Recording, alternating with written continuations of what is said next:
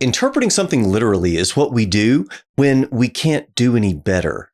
Wait, I'm not even talking about scripture. I'm talking about things in general. This is true for academic subjects. It's true for books that you're reading. It's true for a conversation that you might be having with your wife or husband in the kitchen. It's true in general for us in life. In other words, the literal level of interpretation is at the bottom. It is at the base for all different possible modes of trying to understand what's going on in the world. And so when I try and understand, let's say, a good friend who's having trouble with, something in their lives, I don't understand things literally. I see things through their eyes, and I try and understand what's going on through the lens of what I understand with respect to the richness of their worldview. In other words, I have a much deeper connection to the material that's being said. That's way beyond the literal level. And that's just something that everyone deals with when you're dealing with a friend, a family member, child, what have you. So now, why in the world would we assume that the literal interpretation is what we should do with scripture? So if you're bothered by the idea that the literal interpretation is the simplest way of doing things, and psychologically it's kind of at the, the bottom rung before you fall off completely, and it's like a foreign language, you have no idea what's being said, then what's even more provocative is what I have to say next. And that is, of course, the allusion to Houston Smith's calling this childish sentimentality, in saying that, well, if you can't understand anything better, then we're left with something like the religion of a child.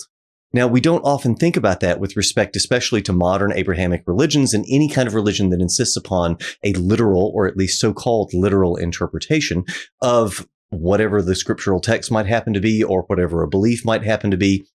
It's an attempt to level things so that everyone, including children, can understand what's going on. The trouble is, if even children can understand what's going on, then you really have to level things, way down. And by the time we hit a literal interpretation, we've hit rock bottom. And so I want to explore this a little bit. The reason I want to explore this is because this provides a way beyond one of the common stumbling blocks. In other words, people who are afraid to do too much, or afraid to go deeper, afraid to do anything else in religion, oftentimes this is one of the reasons. It's because they don't want to offend what they believe to be a kind of insurmountable dogma, something that is objective and otherwise beyond them. And so in that way, if we can see that not only, hey, by the way, there's tons of historical precedent for this kind of thing within the church, not just outside of it, but, within the Catholic Church in general with religion. But of course, we're going to be talking about Meister Eckhart. So I'm thinking of the Catholic Church here. And one of the things that I hope to show you is that even in the medieval world, they were far freer when it came to scriptural exegesis. In other words, the explanation of scriptural passages, the appropriation of them for different means, and for, twisting things around and using them for your own thing. I mean, that's the kind of thing that today, if we hear that, it would be a problem. Back then, much more common. And it was understood that, okay, we're going to place our trust, our faith in the minister, that he knows what he's doing. The priest knows what's going on. He will make the right decision with respect to what is going to be good for the parishioners. And that's oftentimes a level of trust that we just don't have now. And so that is something that is a legacy with respect to especially the Enlightenment. This is something that's come out of the last several hundred years. And we can think of the Enlightenment in philosophy and intellectual circles alongside, of course, something like, Newton's work in physics and, turning everything into equations, which, by the way, was already in process in, the century leading up to Newton's work. And so even with someone like Descartes, you already had the idea that, we were going to turn the entire world into math. It seems like that was the universal language for things, et cetera, et cetera. Whether or not that really holds any water, I mean, universal language for things, if mathematics is something that can describe any form of order, then unless we're willing to admit that the universe is just total unmitigated chaos, then of course math is going to be the language for everything, because you can cram everything into that box that says math, even if it has to be infinitely complicated. If you're using a tool for something and you have to use an infinitely complicated version of that tool just to get it to work, it's probably not the right tool. And even in the sciences, this is what we see, right? I mean, think of Ptolemaic astronomy with the epicycles. And so, you've got the notion that the solar system, of course, revolves around the Earth in the Ptolemaic system, and you've got these little epicycles. And so you've got little circles on circles on circles, and it kind of moves like that so that you could get the wandering motion. Wanderer is what the word planet means. Planetes means wanderer. And so a wanderer, the planets were the ones that wandered through the sky. They were the only ones that didn't just kind of move across because we're in orbit with them. And so Ptolemaic astronomy had to make things more and more and more complicated to try and squeeze things into the Platonic system with respect to, perfect circles and the Earth at the center. And at a certain point, you just have to say, hey, that's just too complicated. It's not working. Anyway, that's a bit of a side issue, but that may give us a little bit of a clue. Now, I want to address something else that is equally provocative and taking a page out of psychology, but is also kind of equally unsettling, because we typically take ownership of beliefs, of things that we feel very strongly about, and saying that this is clearly right, and I know it's right. I've thought about it. I know this is my belief for X, Y, and Z reasons. But oftentimes, of course, those reasons are just confabulations. In other words, a confabulation is a story that we have made up to explain what it is that, really happened for a different reason. And so we confabulate with respect to why it is that we believe things, because oftentimes what we believe is more a matter of feeling than it is of something that's been reasoned out. Whether I can believe something is not just a matter of being able to follow the logic in what's going on. Just following the logic, in other words, just having an intellectual understanding of something, is not enough for the so-called power of truth, the force of truth, to have its effect. This was something that Hans Blumenberg explored in some detail in Paradigms for a Metaphorology, in trying to see where that idea came from, that it was possible for, by the power of truth alone to change people's minds. It just doesn't really work that way most of the time. But there have been a lot of texts written as though that were the case, that we didn't have to bother trying to keep people's interest. We could just discard completely their subjective and emotional experience and just treat objective facts, so to speak. Well, the problem with that sort of thing is that an objective fact, insofar as we can understand that concept, must be the kind of thing that would be amenable to a literal interpretation, right? It must be something that could be reduced to something that is concrete and transferable to another person. It's possible to communicate the idea. Well, that means that it is sufficiently simple that I can go through all of the other layers of, misinterpretation and feeling and subjective experience, different kinds of worldview and metaphysical construction of someone else's worldview. I mean, we come at things from completely different perspectives. And we hope at the end of the day that we can kind of get through whatever class we're taking and adopt, see the professor's perspective. And it's like, okay, now I see how to do that integral. Now I see what it is that you're trying to tell me with respect to, this particular bit of historical continuity or whatever it might happen to be. But the problem is that kind of literal interpretation is far and away the simplest possible thing. And so the stricture that everything has to be reduced to objective facts, which is exactly the kind of thing that we were getting in the early stages of the Enlightenment, which was happening at the same time as the Protestant Reformation. Not a coincidence. So for a couple of centuries there, people were thinking, okay, we really need to make things objective. It needs to be up to each individual person. We're going to level religion completely so that even a child can understand things, and it's the same religion, et cetera, et cetera, et cetera. Well, it didn't work for the sciences. And we started moving away from this around 1750 or so. And I mean, with Rousseau, and then especially later with the existentialists in the 19th century, and then even more so in the 20th century, we've basically abandoned all hope for being able to, service that notion of truth, which is now several hundred years old, and old in the sense of outdated. So that doesn't even correspond with what it is that we tend to think that we're doing in the sciences, much less with what's going on in religion. Now, there's an additional reason for thinking that this kind of leveling shouldn't happen, and this kind of literal interpretation shouldn't be where we stop. And that's because if something needs to be communicated to another person, and I want to say, okay, 1 + 1 = 2, and we're going to be able to communicate this, and here's what the addition operator means, and here's what it means to have numbers and all this kind of stuff. And then eventually we can get to what is at least close enough to 1 + 1 = 2 for both of us. Or what size of screwdriver do I need to put together these shelves? That's the kind of thing that we are going to, once we have an understanding, once we have gained a grasp of whatever's going on, we use metaphors to describe this, then we can feel certain that we have the same understanding. In other words, it's reliably communicable, it's reliably exercisable in a context that matters. And so for all intents and purposes, it's exactly the same, even though my understanding of screwdriver and the addition operator and all these other things is not going to be exactly the same as yours, of course. But nevertheless, so for something to have to be so simple to be communicated, why in the world would we think that that would apply to God? Why should that apply to abstruse things in religion? And I have something very specific in mind here, and it has to do with the very medieval conception of likeness. And so for me to be able to communicate something to you, what I'm trying to tell you has to be like what you already know. We have to build based upon what it is that you're already familiar with to be able to, what Andy Clark called, scaffold concepts. In other words, to kind of build up like scaffolding. And so you build up your foundation, you put something on top of that, and that's firm. And then you climb on top of that, you put something on top of that, and eventually you can build a skyscraper. There's no limit to it. And that's true for human dealing with concepts. That's great. That's one of our really greatest abilities. But it only works if you can build upon certain foundations with things that are familiar. And what we consistently hear in Christian circles, in religion in general, is that God isn't similar to anything.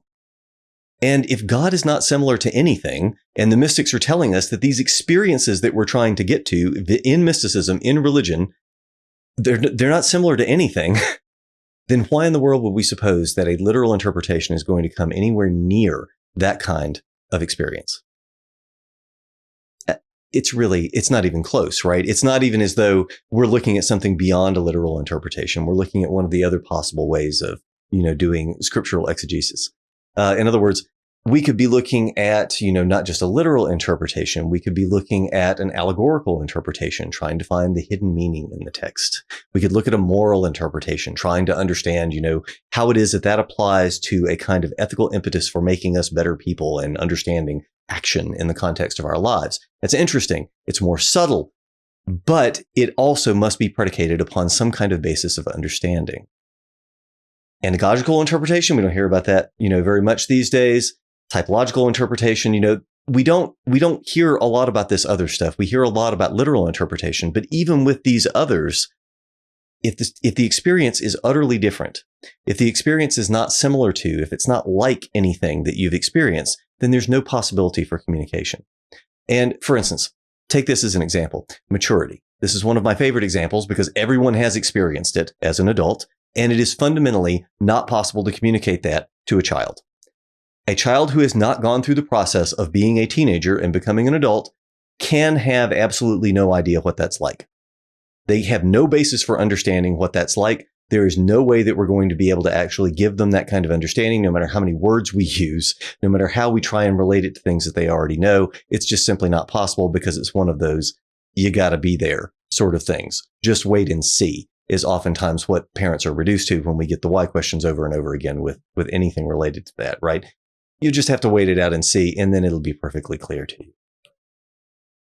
The same kind of thing can be said for a lot of other things in human experience where you just have to be there. And we are told via the mystics that, and this is what we get from Meister Eckhart with, for instance, the example with the wine in the cellar and saying, how could I know if the wine in my cellar is good? No amount of intellectualization is going to help. The only way I can possibly know is to taste. And once I have tasted, no amount of intellectualization can touch that experience of the tasting. And so the experience itself is a kind of island to itself. It has no relationship with the intellectualization. The intellectualization can only hope to kind of, paint rough outlines of what action needs to be like to push us in that direction. In the same way that training is not the same as becoming a Major League Baseball player. Training is something that hopefully we figure out the rough outlines of what action needs to be to curry the skill to get us to where we can reach that other state. But the state of expertise in a Major League Baseball player is fundamentally not similar to the training regimen that they go through, even though one is necessary for the other. And so the same kind of thing with mysticism. We hear this all the time in Buddhism that, the sage points at the moon and, the fool mistakes his finger for the moon. The same kind of thing where, no matter what it is that you're pointing to, no matter what scripture says, and I'm thinking here in Buddhist context, it's not Buddhism. It's only the way to Buddhism. It is only understood, especially in that context, instrumentally. It is only a tool. And that's ultimately what I'm building up to here, is that a literal interpretation has very limited utility when it comes to being a tool for something. If you have just a set of literal rules, that is not the kind of thing that is going to make you an expert. That's not the sort of thing that is going to be equivalent to the practice that is going to make you an expert and to the expertise once you have won it.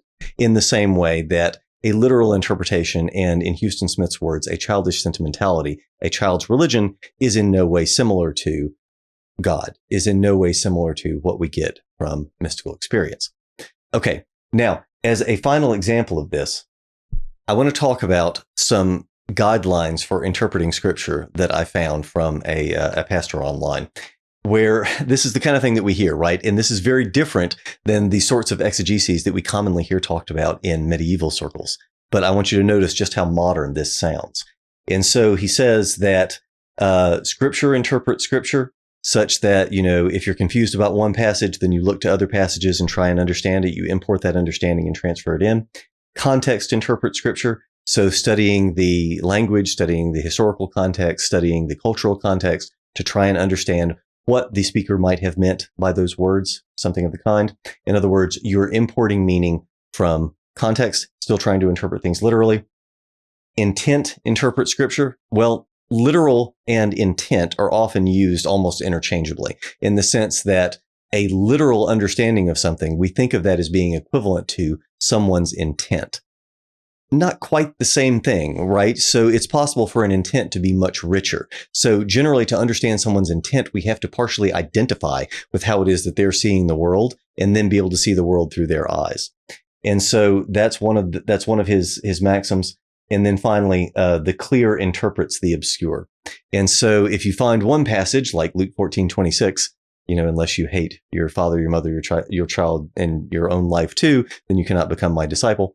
If you find an obscure passage like that that's hard to interpret, then he says use things that are clear and use that to clear things up. Well, you kind of see where this is going, I think. All four of those rules point in the same direction, and that is making use of literal interpretations from different places, either from other pieces of scripture. Rule number 1, scripture interprets scripture. Or rule number 4, take it from where it's easy to interpret things literally and import it into an area where it's not.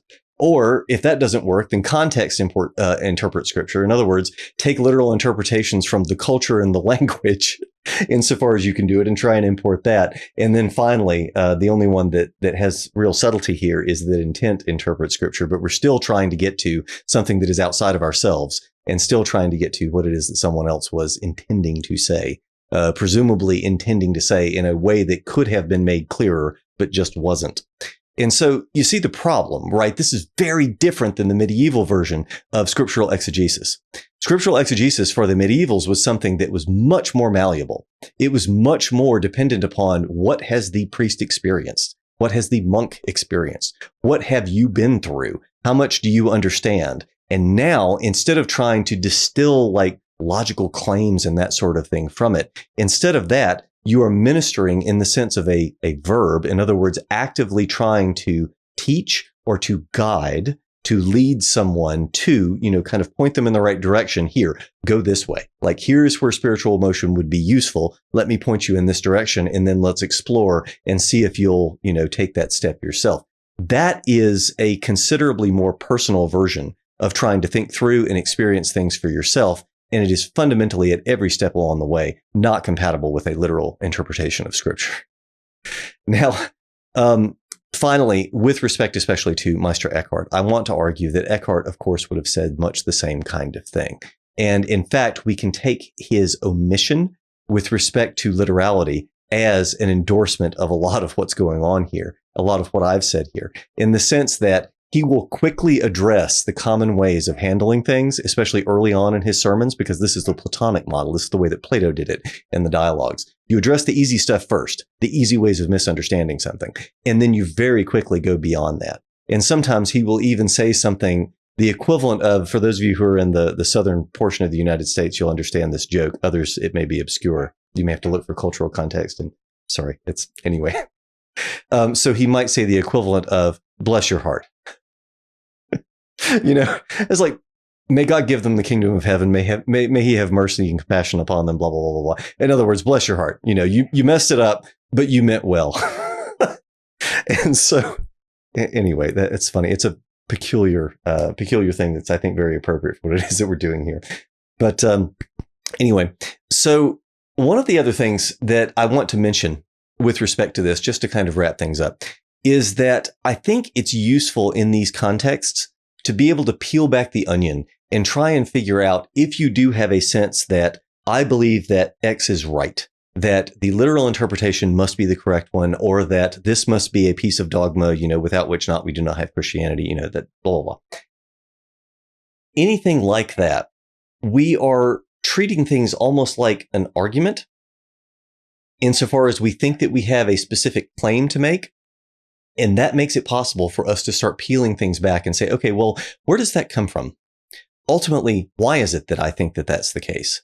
And then continue asking those why questions and saying, all right, I might think that this is the case because this works well. It coheres with other elements of Scripture. Okay, well, what is it that I think is going on there? And on what basis do I believe that that's actually what's happening? And so for people who do believe that this is the way to do it, which, by the way, if you do advocate for only a literal interpretation of Scripture, that it must be something that even a child can understand, then you have about 1,500 years of Christian history that very much did not go in that direction. And so history is not on your side in trying to do this. And that's at a minimum. I mean, even beyond that, in a lot of circles, especially in the Eastern Orthodox Church. But anyway, so and even in Catholicism, I mean, this layer of esotericism has not left Catholicism. And one of the pieces of evidence for that recently is the people who have been made doctors of the church recently. And so the elevation of, for instance, St. Teresa of Avila and talk of Catherine of Siena. I mean, these are mystics. And so these are people who were specifically in the esoteric tradition and specifically appealing to experience. And so that's not, literalism doesn't touch that. So anyway, I think that might be helpful in trying to understand what's going on, because when we think about something as right, or we think about it as proper, we don't often take a step back and say, okay, well, why is it that I'm assuming that? Oftentimes we'll end with the feeling, especially a very strong feeling, that this is right, that this is proper, this is the way that things should be. But that feeling is something that we may not even really justifiably be able to take ownership of. In other words, it may be the kind of thing that we got as a product of our acculturation. It may be something that, if we happen to share that same feeling in common with others in our country or our particular region of the country or our family or our particular social circle, if you notice that everybody has the same kind of very strong feeling in that regard, that's a pretty good indication that not everybody thought through it. In other words, not everybody came to that by a well-reasoned and, okay, I'm going to sit down and try and figure out what to believe. It's probably not what happened. It's likely that that's part of acculturation. And so that might be an indication that we can't even necessarily trust our feeling with respect to why it is that, or whether we should believe something. And so if you have a particularly strong, to take a less, controversial example with respect to religion, freedom, ideals of freedom and what freedom should be, well, they vary a lot from country to country and even region to region and political leaning to political leaning. And so if you find out that your version of what it is that feels right to you just happens to be the same as your parents, or just happens to be the same as your particular society, your state, your country, your part of the world, your whatever, that's enough reason, I think, to give pause and say, I probably didn't do that. I probably didn't create that belief. I probably am not responsible for that feeling, which means that I might need to go exploring more because I've just been accepting something that maybe I need to think about. And so that's something that often happens. I mean, in philosophy, of course, this is all the time.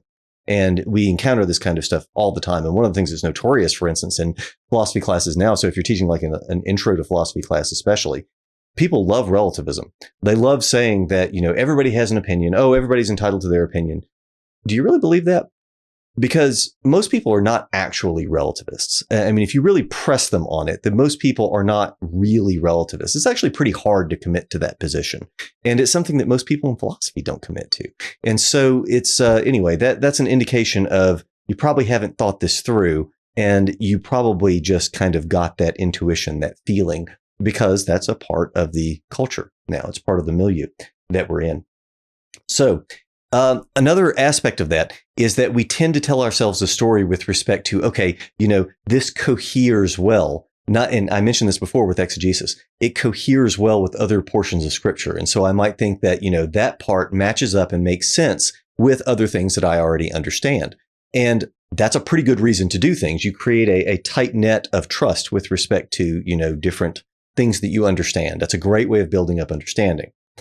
However, that's the sort of thing that works with respect to feeling at the level of worldview. In other words, what I mean is it's subtle. I'm talking about base level metaphysical assumptions. So when someone puts forth a new, theory of something, I get this with, for instance, when people are talking about the afterlife, they're talking about metempsychosis, which is the traveling between bodies.